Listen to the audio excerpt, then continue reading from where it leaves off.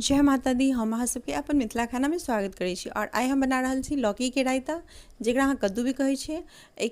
के हम हल्का भाइप लेबै और एमे हम स्वाद अनुसार नमक भी डाल देबै, यानी आधा चम्मच नमक डाल देलिए। और एकरा हम एक उबाल में उबालबै, जैसे सीझ जेतै तो एकरा अहाँ अच्छी तरह पानी से निकाल लिअ और चलनी में अहाँ डाल दियौ, ताकि सारा पानी निचुड़ जेतै, गिर जेतै। और दही के अहाँ अच्छी तरह फेंट लिअ। एमे काला नमक, सफ़ेद नमक, जीरा पाउडर आदि के कद्दूकस कयल, हरी मिर्च 4-5 जरा बारीक कटल, और पीला सरसों के 1 चम्मच पेस्ट अहाँ अवश्य डालब। सारा के अच्छी तरह फेंट लिअ। फिर उबलल कद्दू के अहाँ डाल के अच्छी तरह फेंट लिअ।